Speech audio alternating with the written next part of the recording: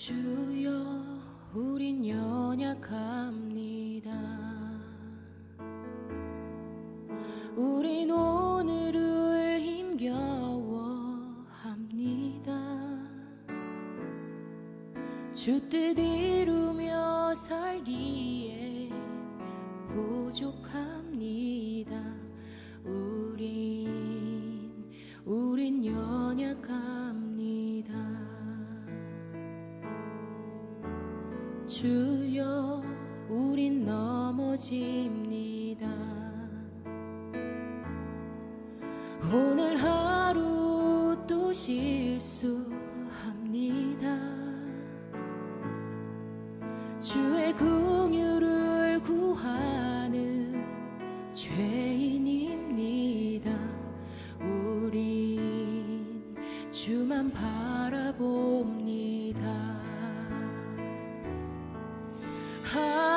한없는 주님의 은혜 온 세상 위에 넘칩니다. 가릴 수 없는 주 영광 온 땅 위에 충만합니다.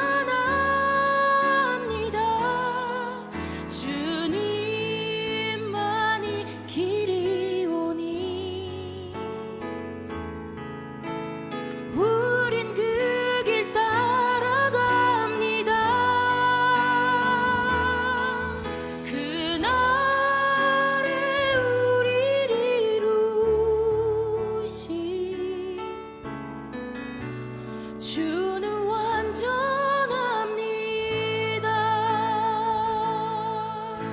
함께 고백합시다. 주여 우리 연약합니다. 주여 우린 연약합니다. 우리 오늘을 힘겨워합니다. 주 뜻 이루며 살기에 부족합니다. 우린 연약합니다. 주여 우린 넘어집니다. 주여 우린 넘어집니다. 오늘 하루 또 실수합니다. 주의 긍휼을 구하는 죄인입니다. 우리 주만 바라봅니다. 한없는 주님의 은혜 온 세상 위에 넘칩니다. 가릴 수 없는 주 영광 온 땅 위에 충만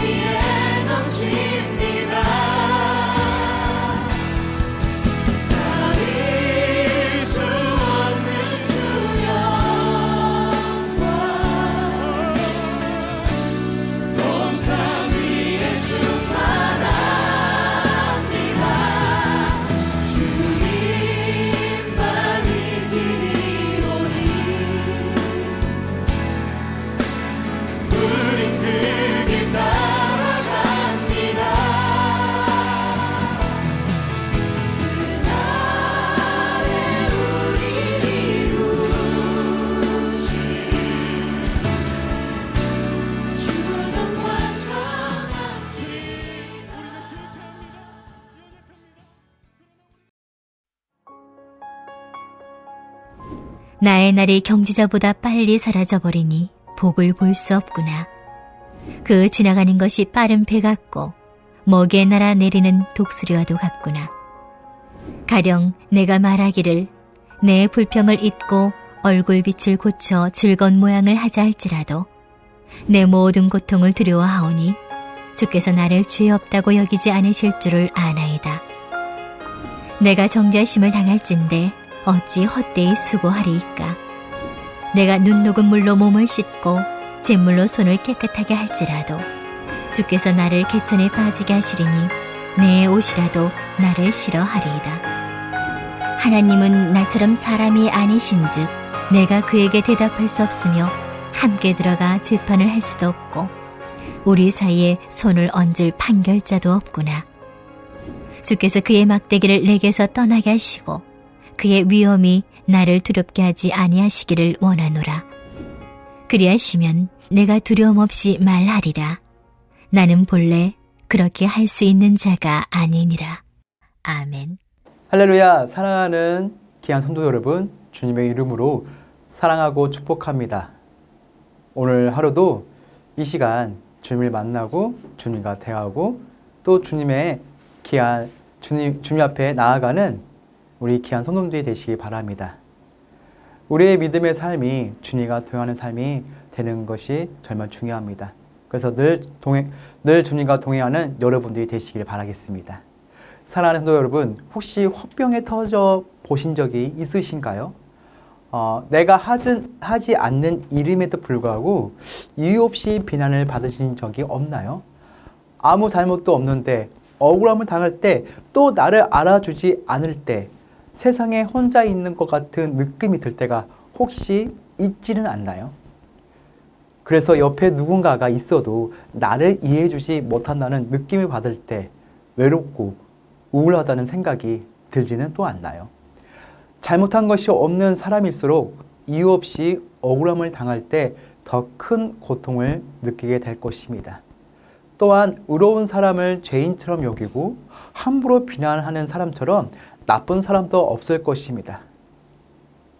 가족들이나 친구들이 나를 알아주지 않고 오히려 나를 비난할 때 죽고 싶은 심정일 것입니다. 그런 면에서 볼 때 오늘 본문에 나오는 이 욥은 매우 억울하였을 것입니다. 욥은 이유 없이 억울하게 고통을 당하고 있습니다. 친구들이 옆에 있어도 욥을 전혀 이해하지 못하고 있습니다. 이해는커녕 욥이 은밀히 숨긴 죄가 있어서 지금처럼 고통을 당한다며 인과 음보를 들먹이고 있는 것입니다. 이런 절망적인 상황에서 자신의 의로움을 입증하지 못하고 이대로 죽으면 어쩌나 하는 생각에 위기감을 느낄 것입니다. 아무도 자신을 이해하지도 인정해 주지도 않고 비참하게 인생을 마칠까봐 괴로워하고 있는 것이죠. 그래서 오늘 본문을 통해 욥의 인생에 대해 같이 은혜를 나누고자 합니다. 첫 번째 욥의 인생은 정죄받을 수밖에 없는 인생입니다. 29절 말씀입니다. 내가 정죄하심을 당할진대 어찌 헛되이 수고하리이까. 욥은 하나님이 자신을 정죄하신다고 여겨 탄식했습니다. 자신이 어떠한 노력을 할지라도 거룩하신 하나님 앞에 전제받지 않을 가능성이 전혀 없다고 말했죠. 그는 이러한 인생의 한계를 인식했습니다. 25절과 26절 말씀입니다. 날의 날이 경주자보다 빨리 사라져 버리니 복을 볼 수가 없구나. 그 지나가는 것이 빠른 배 같고 그런 인생이 짧고 더 없음을 빨리 달리는 경주자, 먹이를 향해 달아내리는 독수리에 비유했습니다. 욥은 이렇게 근본적으로 죄로 오염된 인생의 한계를 분명히 알았죠. 즉 그에게는 영적 지혜가 있었습니다. 사랑하는 성도 여러분, 오늘날 많은 사람이 자신의 영적 무능과 한계를 알지 못합니다. 그래서 그들은 자신의 하나님 앞에 정죄받고 심판받아야 할 죄인임을 인정하지 않죠. 그러나 성경은 욥이 고백한 것과 같이 모든 사람이 하나님께 정죄받을 수밖에 없는 죄인이라고 선언을 합니다. 우리는 하나님의 말씀을 따라 정죄받아 사망에 처할 수밖에 없는 존재였습니다. 우리가 아무리 열심히 인생을 산다고 해도 결국 정죄당하고 영원한 죽음과 고통 가운데 떨어질 수밖에 없다면 열심히 산다는 것 자체가 큰 의미를 갖지 못합니다.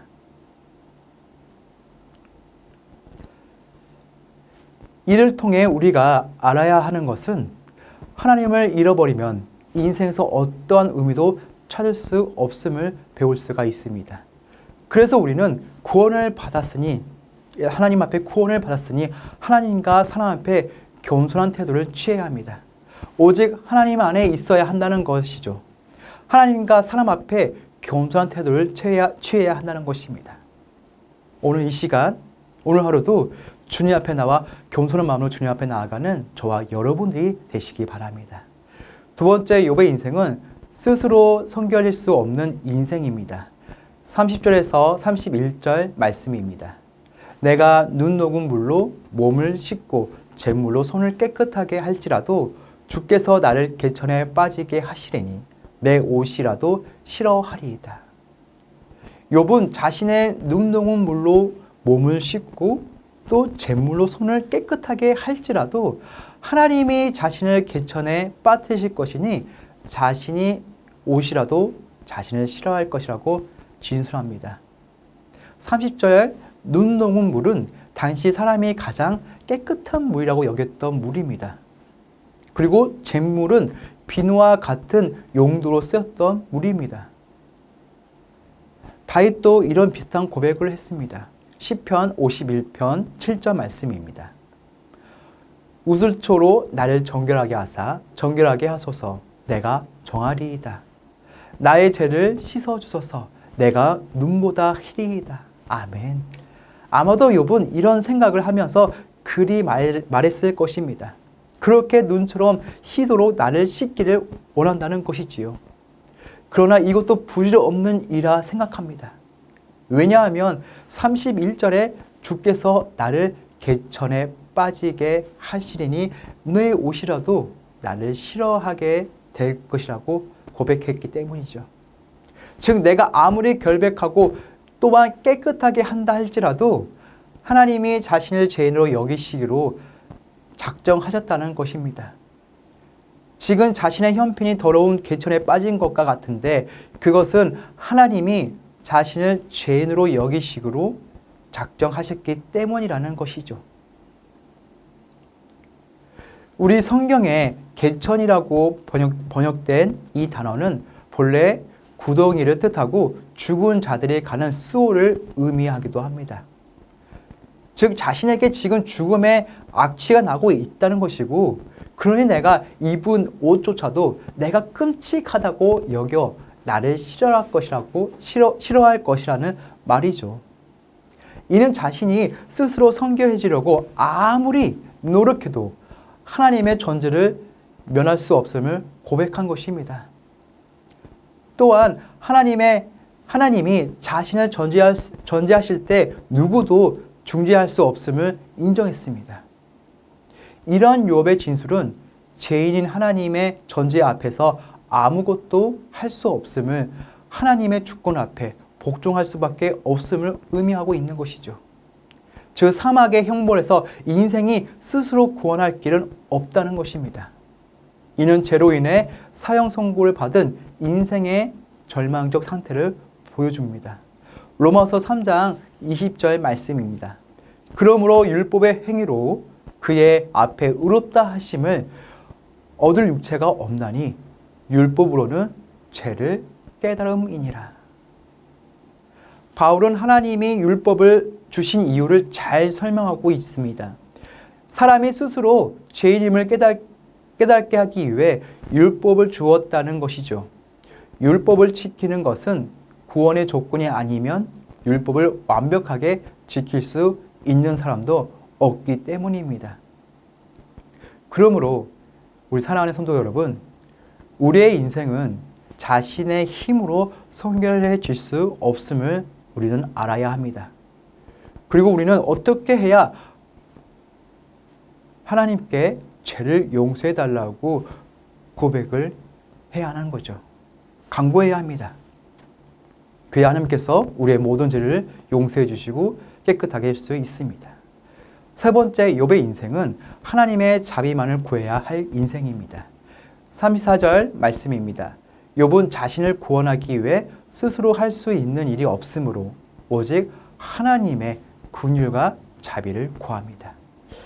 하나님이 맞대기를 거두시고 그의 위험에 두려워하지 않기를 원합니다. 이는 오직 자신이 원하는 것은 하나님이 자신을 불쌍히 여기시어 자신을 존재하지 아니하시고 심판을 거두시기를 원한다는 것이지요.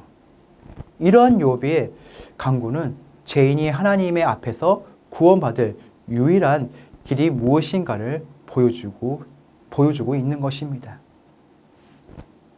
성도 여러분, 인생이 하나님의 존재를 피하는 길은 오직 그리스도 안에 거함으로 하나님의 존재로부터 명제받는 것입니다.